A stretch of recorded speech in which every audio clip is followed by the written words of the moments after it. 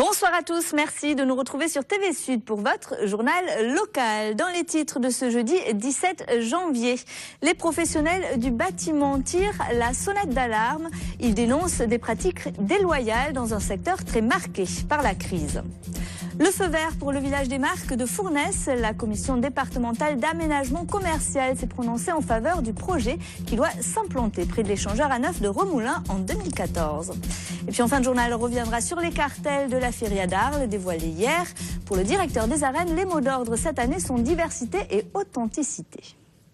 Et on commence ce journal avec cette manifestation de soutien aux 4 otages français retenus au Niger depuis 2 ans et demi. Cet après-midi à Nîmes, une banderole de plus de 20 mètres carrés a été déployée sur la façade du Conseil général du Gard. On y voit les 4 hommes enlevés en septembre 2010 par l'AQMI, l'organisation Al-Qaïda au Maghreb islamique au nord du Niger. Pierre Legrand, Thierry Dole, Marc Ferré et le Gardois Daniel Larib. Alors qu'au Mali voisin, la France est engagée depuis une semaine dans une offensive militaire contre des islamistes armés. La famille de l'otage gardois refuse de commenter, même si l'inquiétude se lit sur les visages. Ma présence ici, c'est effectivement pour relayer la parole de 4 familles qui sont dans le désespoir, l'angoisse et dans une attente qui devient de plus en plus difficile à vivre. L'attente, elle est, je veux dire, une attente qui dure et perdure, si vous voulez, ne s'amoindrit pas, au contraire. Chaque minute, chaque moment est consacré à la pensée que l'on a d'eux et à leur absence. Je dis toujours, nous sommes emplis, non pas de leur présence, mais de leur absence. La Fédération du bâtiment de l'Hérault réclame une concurrence juste et loyale dans son secteur. Les entrepreneurs pointent notamment le détachement de main-d'œuvre autorisé depuis 2007. Les difficultés sont amplifiées par la crise qui frappe durement le bâtiment et selon la Fédération, 2 à 3 000 emplois seraient menacés en 2013 dans l'Hérault si la situation perdure. Les explications, Mouadel Yakabi. Déloyale, c'est ainsi que la Fédération du bâtiment de l'Hérault qualifie la concurrence exercée par ces sociétés qui font appel à des travailleurs étrangers. Ces entreprises profitent d'un traité datant de 2005 et qui autorise le détachement de main-d'œuvre, soit l'emploi de salariés étrangers pour un travail ponctuel. Des salariés payés au SMIC français mais qui payent les charges dans leur pays d'origine. Le problème, c'est que leurs employeurs, souvent eux-mêmes basés à l'étranger, profitent de la condition difficile de ces immigrés pour imposer des conditions de travail loin des normes françaises. Le problème, c'est que ça amène des abus, surtout sur le fait que cette main-d'œuvre qui est proposée travaille 60 heures par semaine, par exemple, et ne respecte absolument pas la législation française. Et surtout, on revient à du Moyen-Âge, on revient à des conditions absolument indignes en termes d'hygiène et de sécurité notamment. Tout en appelant au fameux patriotisme économique dans l'attribution des chantiers par les collectivités, les députés de l'Hérault ont décidé de porter ce combat à l'Assemblée nationale.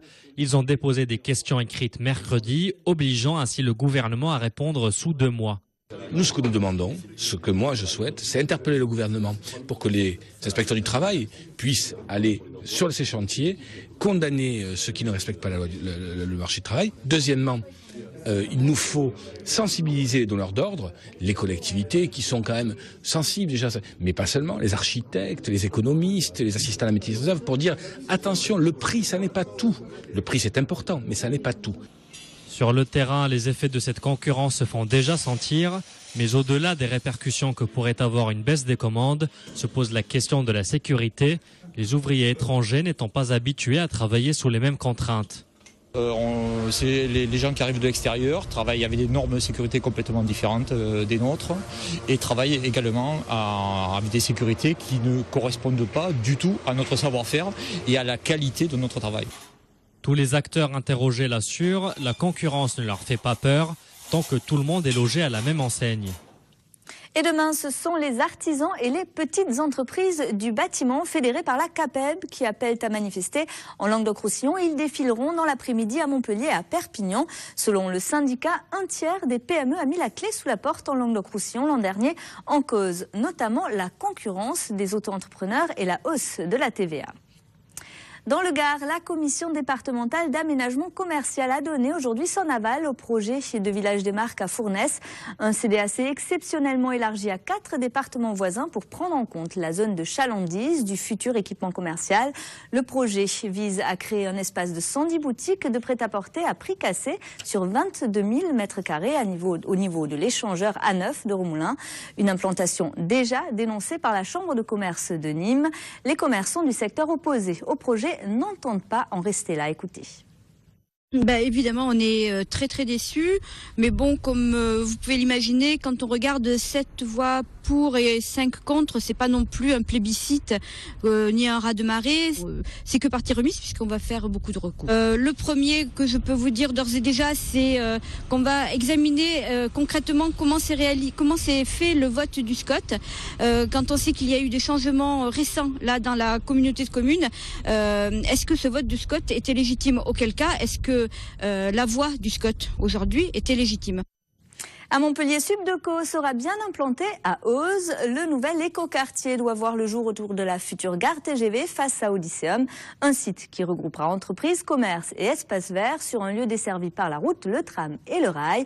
Autant dire que le choix de l'emplacement de l'école de commerce est stratégique. C'était une évidence. Bon, maintenant, il fallait que les choses se fassent avec le temps. Il y a une commission qui avait été mise en place pour travailler là-dessus. Je rappelle que le travail n'est pas terminé. Il nous reste à définir au travers des 3 ou 4 sites qui sont autour de Eauze, à définir quel est le meilleur site. La commission qui a eu une réunion cette semaine avec la SAM et la SERM pour réfléchir à l'emplacement réel et avec l'architecte Chris Christiansen, nous travaillons avec. Dans les mois à venir, vous aurez l'occasion de nous retrouver pour qu'on puisse définir de façon définitive le nouveau site du campus Subdeco Montpellier. C'est le grand objectif de l'agglomération de Montpellier que d'amener de l'activité rationnelle qui elle-même amène aussi de l'emploi. Il faut muscler ce territoire et ça contribue également largement à ça. Et Subdeco devrait quitter Alco et prendre possession de ses nouveaux locaux en 2017. On passe au sport avec Montpellier qui ne jouera pas la finale de la Coupe de la Ligue de football. Le MHSC a été éliminé hier soir en demi-finale par une équipe de Rennes bien plus inspirée. Les Bretons ont ouvert la marque à la 7e minute par le pied de Julien Ferré qui est venu concrétiser une belle action collective. En début de seconde mi-temps, c'est Mevlut Erding qui a enfoncé le clou. Rennes s'impose donc 2-0 et disputera la finale de la Coupe de la Ligue face à Saint-Etienne. Ça sera le 20 avril. La lourde défaite des basketteuses de Latte cet après-midi en Eurocoupe. Les joueuses du Belama se sont inclinées sur un score de 73-51 face au Dynamo Moscou. Match retour à Latte le 24 janvier. De leur côté, les experts ont battu l'Argentine hier soir, l'équipe de France de handball qui reste invaincue dans ce championnat du monde. Après une prestation en deçà face au Brésil mardi, les Bleus ont pris le dessus dès le début de la rencontre hier soir. À la mi-temps, ils menaient 19 buts à 6, 35-23 au coup de sifflet final. Prochain match vendredi face à l'Allemagne. Et puis sur les terrains d'entraînement, les footballeurs nîmois se préparent à affronter Clermont-Ferrand demain soir. L'occasion pour les ex-crocos Nicolas Baillot et Régis Brouard de retrouver la pelouse des Costières pour le compte de la 21e journée de Ligue 1. Écoutez.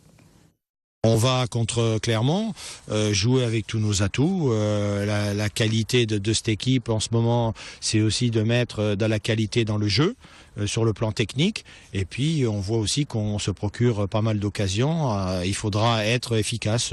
Je pense qu'à Nantes, on l'a fait. On a 5-6 occasions. On en met 2. Bon, j'espère que ça continuera maintenant contre Clermont. Ils ont pris 16 points sur 24 à l'extérieur. Donc une équipe qui est quand même dangereuse. Et donc il faudra qu'on soit à notre meilleur niveau pour les battre. Et Nîmes-Clermont-Ferrand, c'est donc demain soir, coup d'envoi 20h. La feria de Pâques d'Arles se déroulera du 29 mars au 1er avril prochain. Et hier soir, Luc Jalabert a dévoilé les cartels.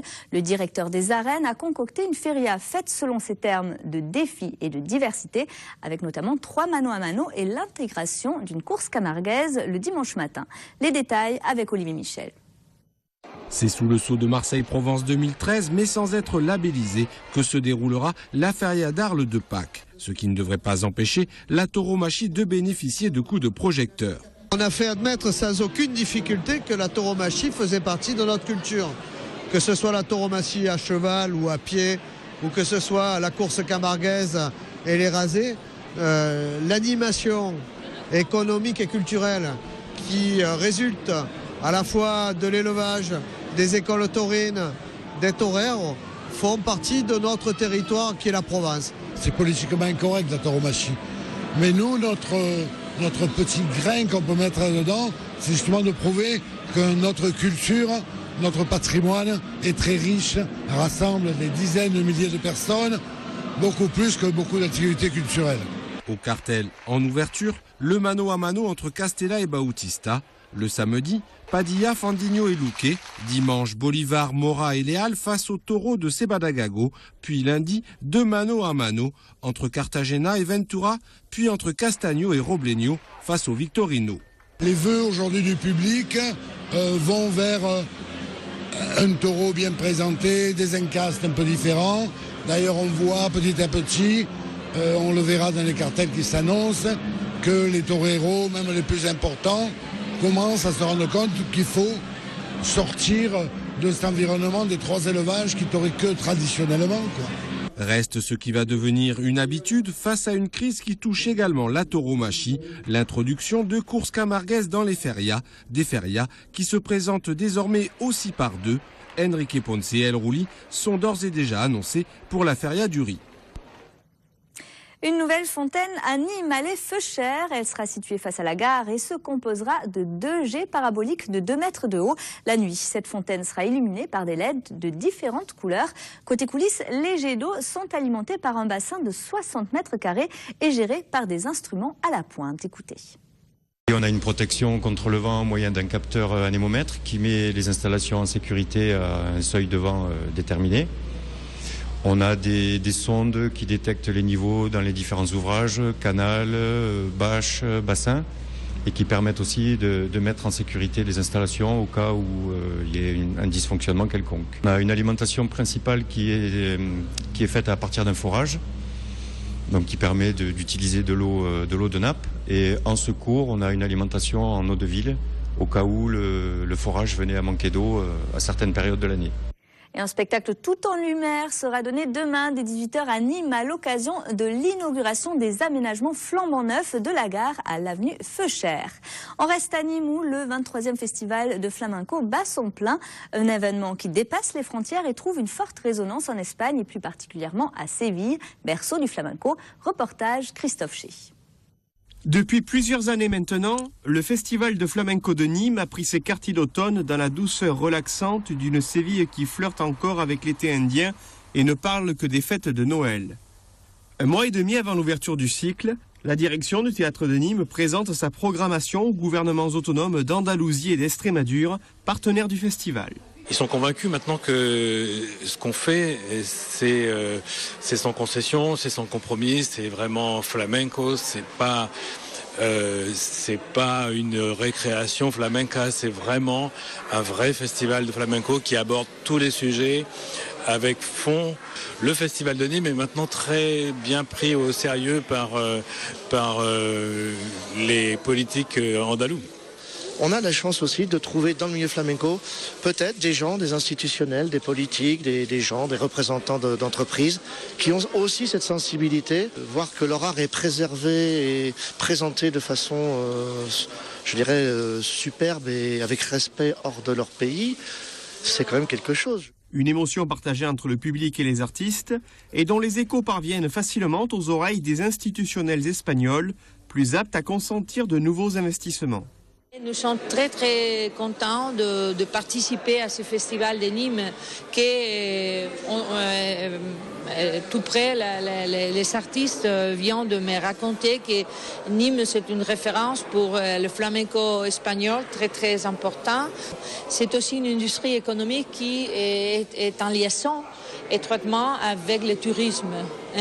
Et c'est ainsi que nous essayons de travailler sur ce chemin ensemble avec les responsables du tourisme, de culture, offrir des possibilités aux artistes à ce moment que les artistes ont beaucoup de besoin de ces possibilités de travail. Au moment où le festival s'apprête à vivre les dernières heures de son édition 2013, la programmation future se dessine déjà, forte des liens tissés de l'autre côté des Pyrénées.